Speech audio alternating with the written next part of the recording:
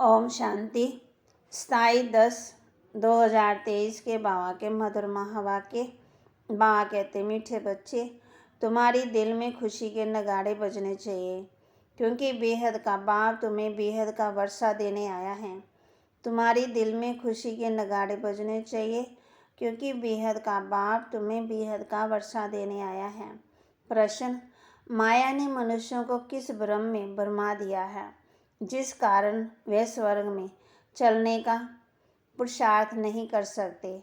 माया ने मनुष्यों को किस भ्रम में भरमा दिया है, जिस कारण स्वर्ग में चलने का पुरुषार्थ नहीं कर सकते? उत्तर: बाबा कहते, माया का ये जो लास्ट का पंप है, 60 वर्ष के अंदर एरोप्लेन, बिजली आदि क्या क्या निकल गया है। इस पंप को देखते हुए, मना शो को देखते हुए मनुष्य समझते हैं स्वर्ग तो यहाँ ही है, धन है, महल है, गाड़ियाँ हैं, बस हमारे लिए यहाँ ही स्वर्ग है। ये माया का सुख है जो भरमा देता है। इसके कारण ही वे स्वर्ग में चलने का पुरुषार्थ नहीं करते हैं। गीत: माता ओ माता तू सबकी भाग्य विधाता। ओम शांति। अभी ये तो बच्चों को समझाया गया है कि जो होकर जाते हैं उनकी महिमा गाई जाती है। भारतवासी जो जानते नहीं, विद्वान पंडित भी नहीं जानते। जगत अम्बा अर्थात जगत के मनुष्यों को रचने वाले तुम जानते हो, जिसको जगत अम्बा कहते हैं, वह अभी बच्चों के सम्मुख बैठी है। भक्ति मार्ग में तो ऐसे ही गाते आए। तुम बच्चों को अभी ज्ञान मिला है, अर्थात जगत अम्बा का परिचय मिला है। जगत अम्बा के भी नाम से भिन्न भिन्न अनेक प्रकार के चित्र बनाए हैं। वास्तव में तो एक ही जगत अम्बा, उनको ही काली कहो, सरस्वती कहो, दुर्गा कहो, ढेर नाम रखने से मनुष्य मूंझ गए हैं। काली कलकत्ते वाली भी कहते हैं, परंतु ऐसा चित्र तो होता नहीं। बाप कहते हैं, ये सब भक्ति मार्ग की सामग्री है। जब से भक्ति मार्ग शुरू होता है, तब से राम राज्य भी शुरू होता है। ये तो मनुष्य जानते हैं, ये तो मनुष्य जानते नहीं हैं कि रावण कौन है, रावण क्या है, राम क्या है। ये बेहद की कहानी है। तुम बच्चे अब जानते हो। रावण राज्य पूरा हो, फिर राम राज्य शुरू होता है।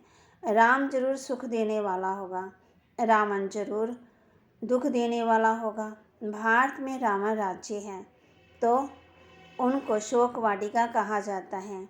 बाप ने समझाया है, तुम सब इस रावण राज्य में हो। मुख्य भारत की बात है, रावण राज्य में तुम भ्रष्टाचारी बन गए हो। राम अर्थात बेहद का बाप, सुख देने वाला। इस समय सभी मनुष्य हैं आसुरी मत पर। बाकी रावण को कोई 10 सिर वाला नहीं है। ये है 5 विकार रूपी संप्रदाय। ये बेहद की बात है। श्रीमत से 21 जन्म सुख पाते हो, आश्रय मत से 63 जन्म तुमने दुख पाया है। बाबा कहते, तुम जानते हो ये रावण है, बड़े से बड़ा दुश्मन, जिसको जलाते रहते। समझते नहीं कि आखिर रावण को जलाना हम बंद कब करेंगे। कहते हैं ये रावण को जलाना तो परंपरा से चला आता है। बुत बनाते जलाते रहते। रावण ने सबको दुख दिया है, खास भारत को। तो रावण बड़ा दुश्मन हुआ ना, परंतु इस बेहद के दुश्मन का किसी को पता ही नहीं है। बेहद का बाप आकर के बेहद का सुख देते हैं। ऐसी सहज बात भी कोई विद्वान पंडित आदि नहीं जानते। तुम बच्चे जानते हो। हमको बेहद के बाप से सुख का वर्षा लेना है, परंतु फिर घड़ी घड़ी तुम बाप को भूल जाते हो। भक्ति मार्ग में तुम पुकारते हो, पुकारते ही आए हो ना, हे बाबा रहम करो, दया करो, कृपा करो। जिस भावना से देवताओं की पूजा करते हैं, तो अलग काल का सुख जरूर देता हूँ, और कोई सुख दे ही नहीं सकता है। मैं ही सुखदाता हूँ। भक्ति मार्ग में भी देने वाला मैं हूँ। कहते हैं गॉड फादर ने ये दिया है, भगवान के लिए कहते हैं। फिर ऐसे क्यों कहते कि ये धन फलाने साधु ने दिया है। जबकि सुख देने वाला है ही एक बाप। गाते भी हैं, हे भगवान हमारे दुख दूर करो। फिर ऐसे क्यों कहते, फलाने साधु ने हमारा ये दुख दूर किया है, बच्चा दिया है। समझते हैं उनकी कृपा से सुख मिला है, धंधे में फ़ायदा हुआ, व्यापार में, तो समझती हैं गुरु कृपा हुई है। नुकसान होता है तो ऐसे तो नहीं कहते कि गुरु की अकृपा हुई है। बेचारे भक्त लोग समझने बिगड़ जो आया सो कहते रहती हैं, जो सुनते हैं उस पर फॉलो करते रहते हैं। ये भी ड्रामा है। अब बाप आकर के तुम्हें अपना बनाते हैं।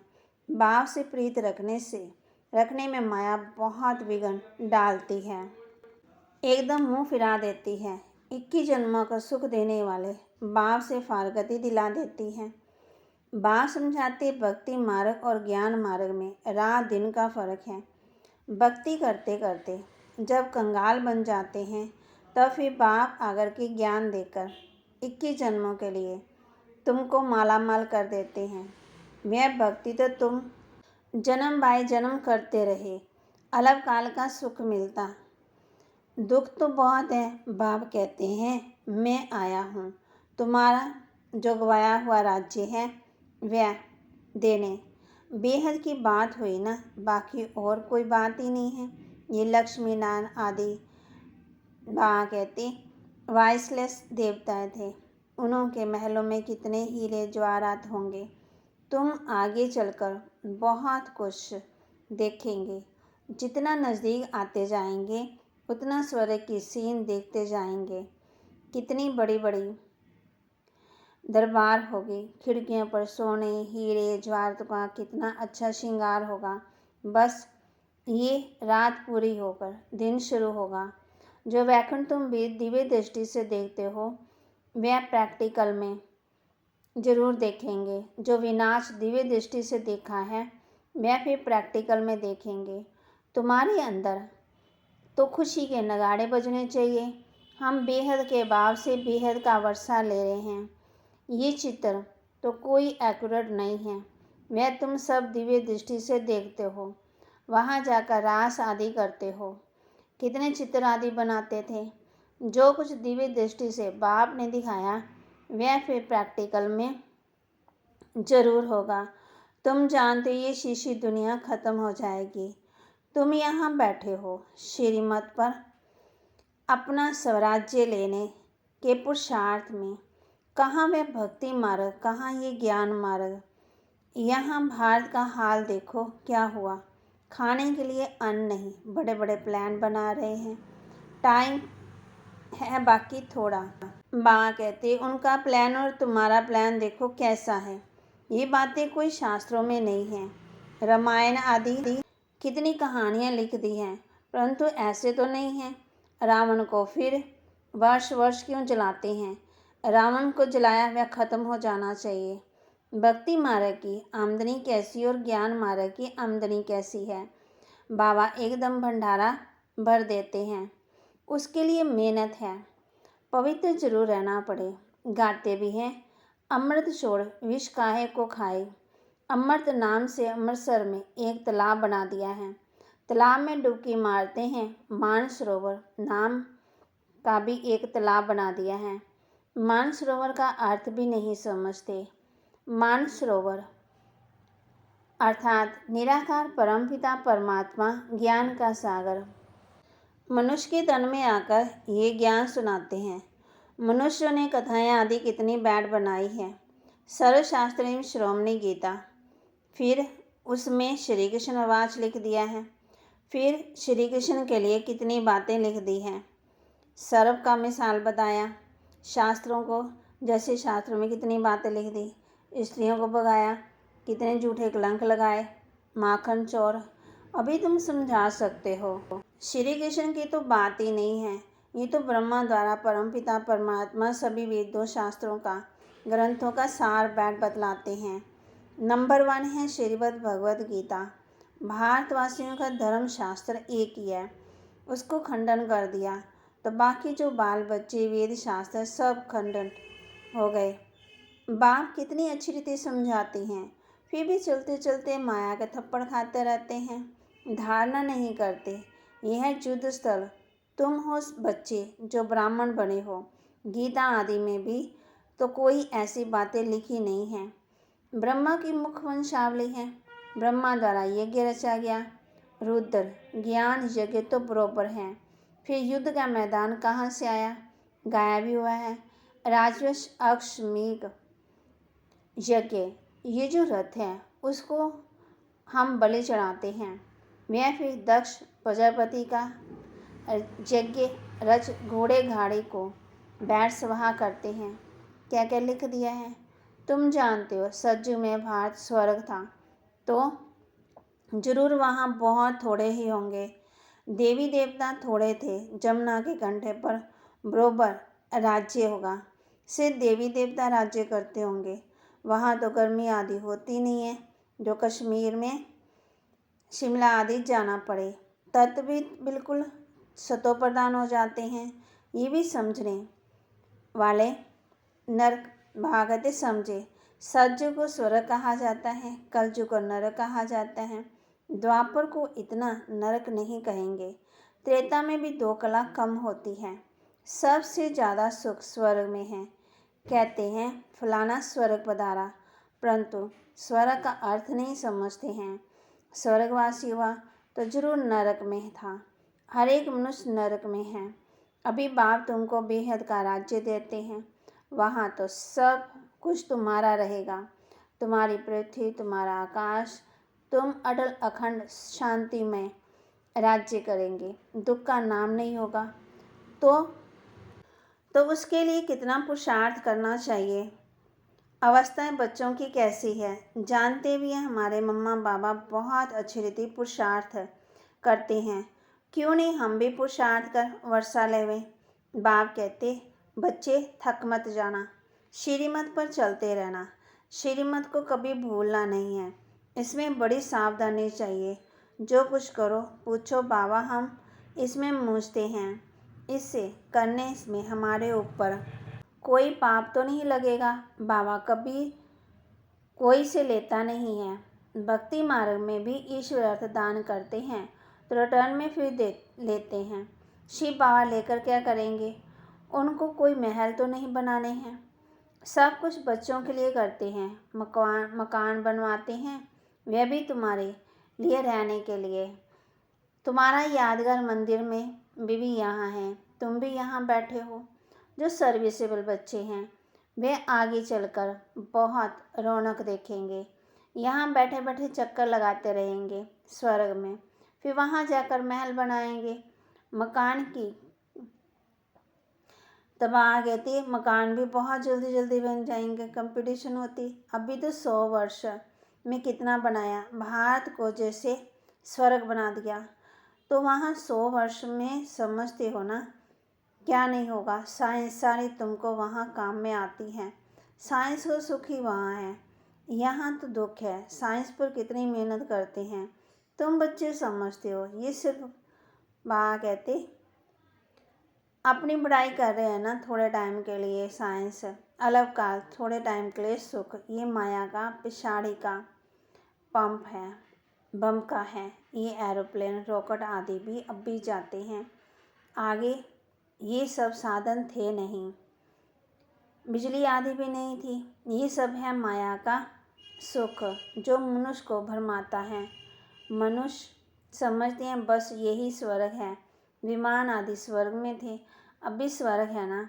ये नहीं समझते हैं कि स्वर्ग के लिए तो अब तैयारी हो रही है। समझते हैं धन है, महल है, बस हमारे लिए यहाँ ही चलना है। स्वर्ग अच्छा, तुम्हारी तकदीर में यही स्वर्ग है तो हमको तो मेहनत कर सच्चे सच्चे स्वर्ग में चलना है, जिसके लिए तुम पुरुषार्थ करते हो। पुरुषार्थ में ढीला नहीं पड़ना है। गृहस्थ भार में रह पूरा पुरुषार्थ करना है, सर्विस करनी है। खुद तो पवित्र बन, फिर अपने मित्र संबंधी आदि को भी लायक बनाओ। मीठी मीठी बातें सुनाओ। बाबा ने 2 बाप की पॉइंट बहुत अच्छी समझाई है। वर्षा बाप से मिलता है जायदाद का। अच्छा, मीठे मीठे सिकिलदे बच्चों प्रति माता पिता बाप दादा का याद प्यार और गुड मॉर्निंग। रूहानी बाप की रूहानी बच्चों को नमस्ते। रूहानी बच्चों की रूहानी बाप दादा को दिलवा जान सिकवा प्रेम से नमस्ते। धारणा के लिए पुरुषार्थ में कभी भी थकना नहीं है, बड़ी सावधानी से श्रीमत पर चलते रहना है, मूंझना नहीं है। पुरुषार्थ में कभी भी थकना नहीं है, बड़ी सावधानी से श्रीमत पर चलते रहना है, मूंझना नहीं है। कोई भी पाप कर्म नहीं करना है। सच्चे सच्चे स्वर्ग में चलने के लिए पवित्र बनने और बनाने की सेवा करनी है। कोई भी पाप कर्म नहीं करना है। सच्चे सच्चे स्वर्ग में चलने के लिए पवित्र बनने और बनाने की सेवा करनी है।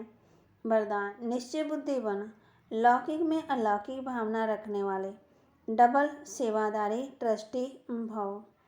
निश्चय बुद्धि बन, लौकिक में अलौकिक भावना रखने वाले, डबल सेवाधारी ट्रस्टी भव। कई बच्चे सेवा करते करते थक जाते हैं, सोचते हैं ये तो कभी बदलता ही नहीं है। ऐसे दिलकश नहीं बनो। निश्चय बुद्धि बन, मेरेपन के संबंध से न्यारे हो तबा कहे, न्यारे हो चलते चलो। कोई आत्मा का भक्ति का हिसाब चुकता होने में थोड़ा समय लगता है, इसलिए धीरे धर साक्षीपन की स्थिति में स्थित हो। शांत और शक्ति का सहयोग आत्मा को देते रहो, शांति का भी और शक्ति का भी। लौकिक में अलौकिक भावना रखो, डबल सेवाधारी ट्रस्टी बनो। स्लोगन अपनी श्रेष्ठ वृत्ति से वायुमंडल को श्रेष्ठ बनाना, यही सच्ची सेवा है। अपनी श्रेष्ठ वृत्ति से वायुमंडल को श्रेष्ठ बनाना, यही सच्ची सेवा है। ओम शांति।